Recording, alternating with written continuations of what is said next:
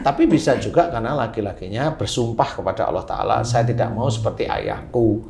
Padahal dia hanya melihat umpamanya ibunya itu sering lebih baik daripada ayahnya. Jadi ayahnya itu menurut dia melempem gitu.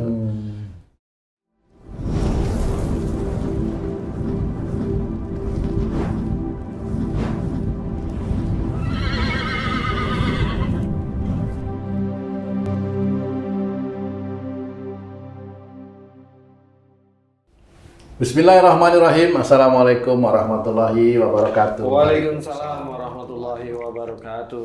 Para pemirsa dan sahabat beriman dimanapun berada, alhamdulillah kita berjumpa lagi di Ustadz Danu Official Channel. Semoga kita selalu dalam lindungan Allah Subhanahu wa Ta'ala. Amin ya rabbal alamin. Di video kali ini kita akan ngaji lagi bersama guru kita Pak Ustadz Danu. Assalamualaikum Pak Ustadz. Waalaikumsalam warahmatullahi wabarakatuh. Amin. Assalamualaikum Bang Ji. Waalaikumsalam Pak Tung. Amin. Alhamdulillah. Amin. Para pemirsa dan sahabat beriman dimanapun berada, kajian kami kali ini cukup eksklusif ya, karena ini menyangkut masalah yang terjadi di dalam keluarga. Jadi begini Pak Ustadz, saya punya seorang sahabat ini, anak sahabat saya menikah. Ini wanita ya Pak Ustadz. Kemudian sahabat saya ini datang kepada saya karena anaknya menceritakan kepada sahabat saya itu bahwa suaminya itu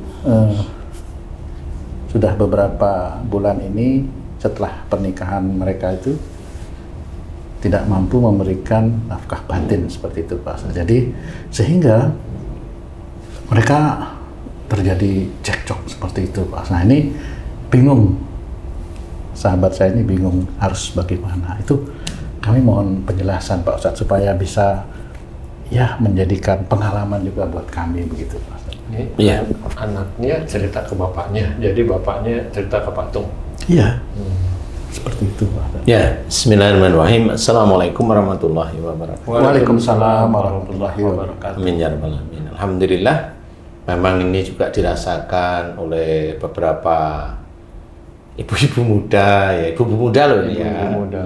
Nah, kasus seperti ini, kalau kamu yang cerita itu kan saya masih ngambang. Kalau ketemu sama orangnya langsung, laki-lakinya insya Allah lah ketemu ya. Tapi ini hanya cerita global dulu ya. Jadi persoalannya, umpamanya saya tanya nih, apakah laki-laki itu termasuk orangnya nakal nggak? Suaminya itu? Suami anaknya. Nakal nggak gitu, suka main perempuan nggak gitu maksud saya.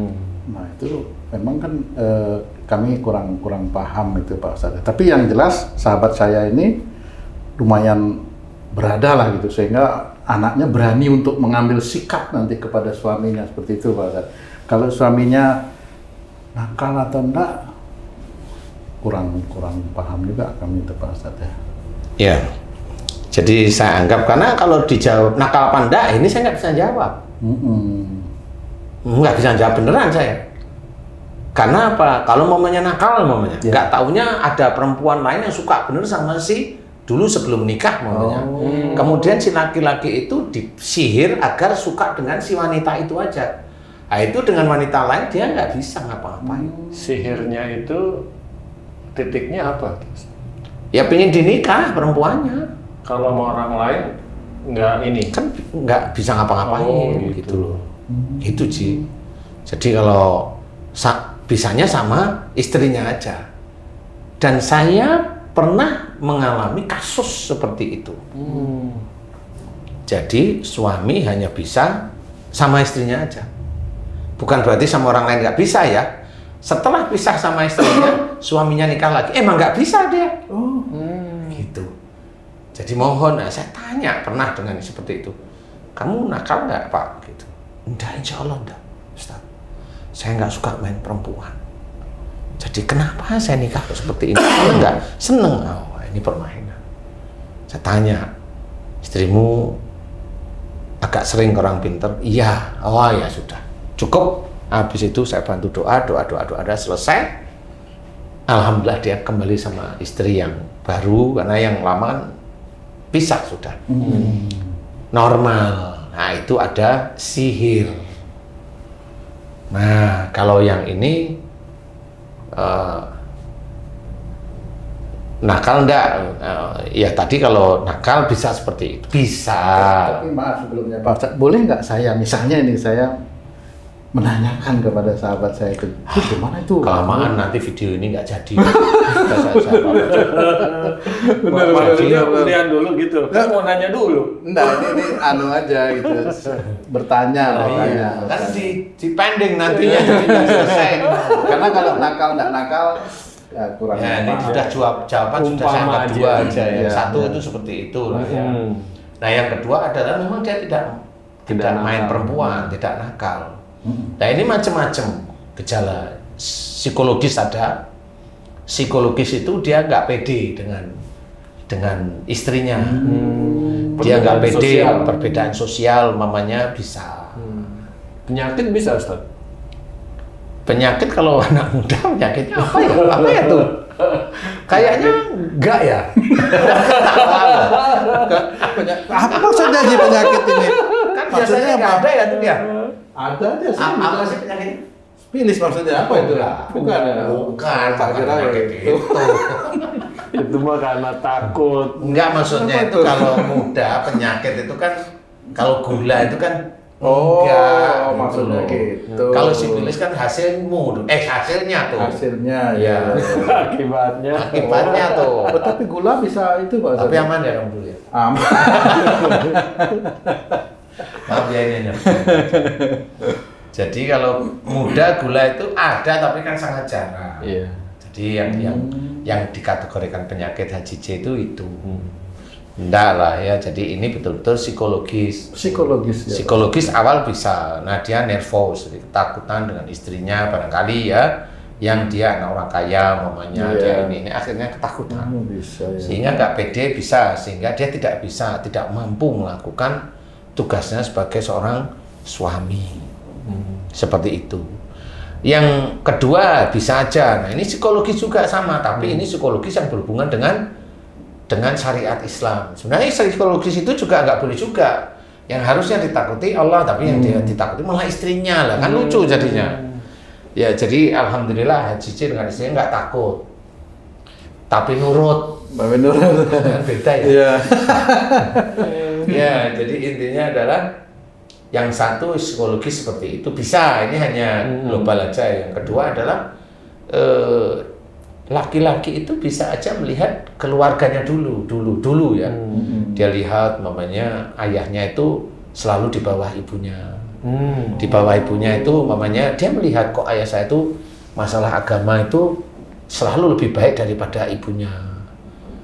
Masalah ini selalu lebih baik daripada ibunya. Akhirnya dia berjanji bahwa saya tidak ingin seperti ayahku. Enggak terbalik tadi, Ustaz. Ayahku lebih baik dari ibuku agamanya. Enggak, ini bisa aja kan macam-macam ya.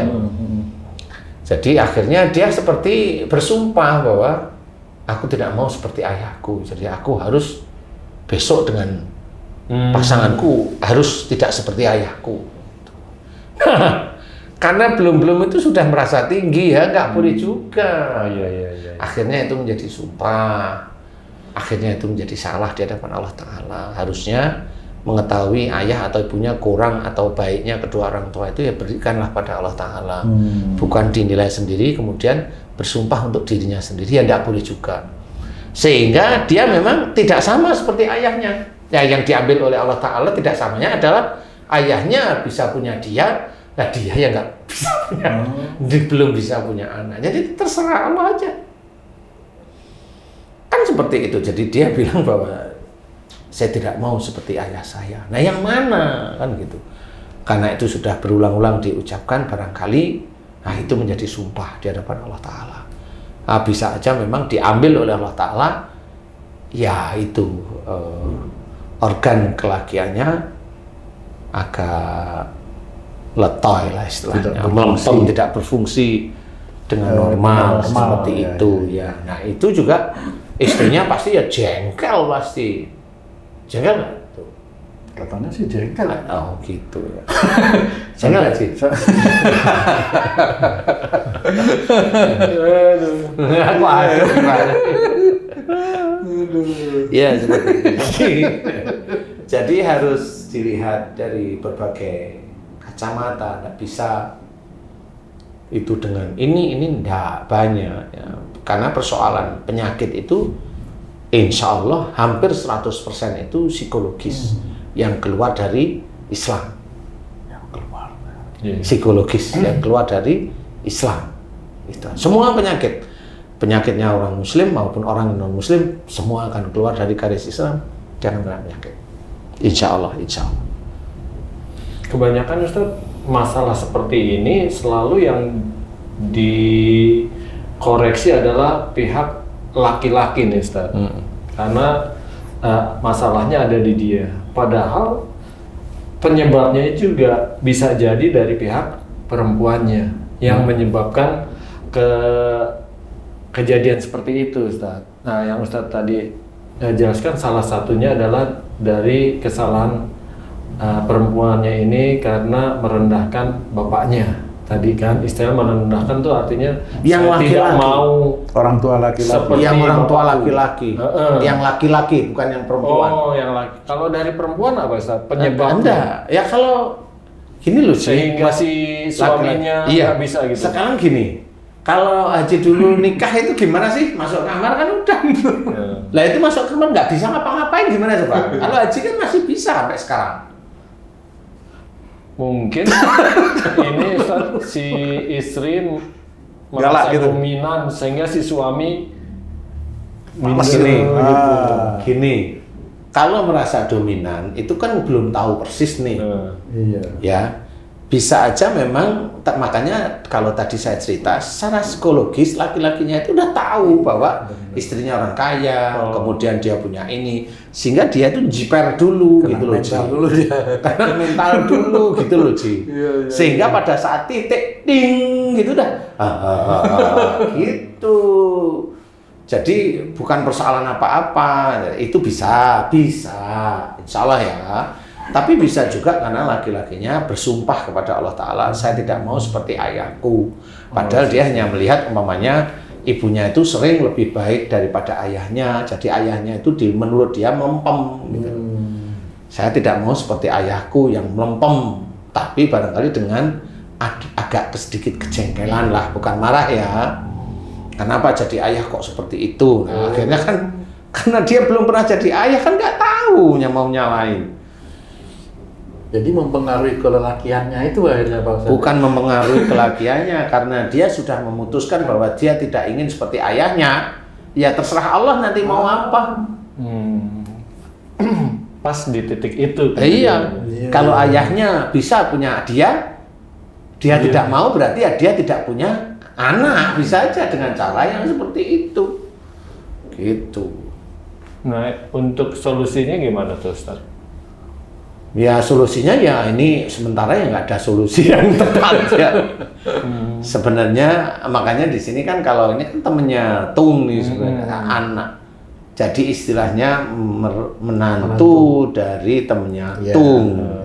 Kalau saya ya memang itu harus seperti itu. Kalau pingin ya ketemu sama saya mau gimana lagi. Kadang nggak bisa ngomong sama temennya Tung, temennya kenal apa enggak kan saya nggak tahu.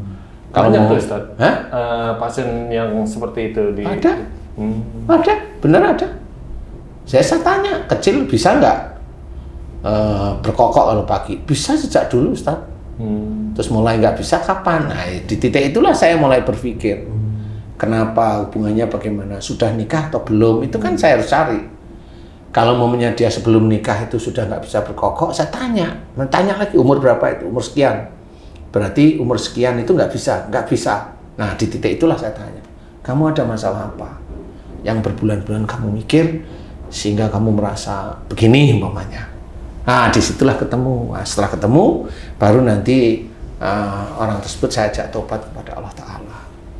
Beda dengan sihir ya. Kalau sihir ya udahlah, ini saya yang bantu doa aja. Tapi kalau ini kesalahan dari dia secara psikologis ya harus mohon ampun kepada Allah Ta'ala. Kan seperti ini. Penyebabnya dulu dicari ya? Iyalah, nggak bisa. Dokter itu kan analisa ya dari mulai MRI, dari mulai tes darah dulu deh, baru MRI dan sebagainya itu kan harus dilihat dulu. Jadi harus yakin, bukan karena Allah ya, yakin dulu bahwa yang insya Allah dari ini gitu penyebabnya. Kalau ini ditanyain benar begitu benar, yang ini enggak benar begini insya Allah benar Ustaz. Nah titik itulah mohon ampun. Nah, biasanya kalau sudah titik itu mohon ampun nanti mulai dibuka oleh Allah Ta'ala. Nanti biasanya sebulan lagi saya suruh gimana? Udah Ustadz, gimana rasanya? Kenyang-kenyang. Oh ya itu berarti pembicaraannya normal. Jangan cerita gitu, nggak ada yang pulang besok. Seperti itu sih. Jadi yang sering. Jadi bukan karena ini porno. Enggak, kalau ini bisa dijelaskan secara real aja. Jadi bukan porno-porno. Enggak. Karena kita juga rata-rata sudah banyak yang berkeluarga seperti itu. Jadi kurang lebih begitu tuh. Berarti ya temenmu suruh nonton lah paling enggak lah. Mudah-mudahan bisa manfaat ya. Amin. Jadi doanya seperti itu, doa di titik itu. Tapi ini kan global. Ini kan nggak tahu yang mana ya. Saya memberikan kisi-kisi itu kan nanti dari kisi-kisi itu kan bisa untuk doa. Ya seperti itu. Mudah-mudahan manfaat lah. Wallahu a'lam. Baik, alhamdulillah. Terima kasih banyak Pak Ustadz penjelasannya. Mantap ya Ji. Alhamdulillah. Para pemirsa dan sahabat beriman dimanapun berada, demikian tadi penjelasan dari guru kita Pak Ustadz Danu mengenai satu hal yang terjadi di dalam keluarga kita. Ada permasalahan yang memang rumit yang harus dicari jalan keluarnya secara Islami. Mudah-mudahan apa yang disampaikan beliau tadi bisa bermanfaat buat kita semua, khususnya buat kami yang ada di sini, untuk meningkatkan keimanan dan ketakwaan kita kepada Allah Subhanahu wa Ta'ala. Saya Tung pamit diri, sampai jumpa di video kami yang lain. Billahi taufiq wal hidayah. Wassalamualaikum warahmatullahi wabarakatuh. Waalaikumsalam warahmatullahi wabarakatuh.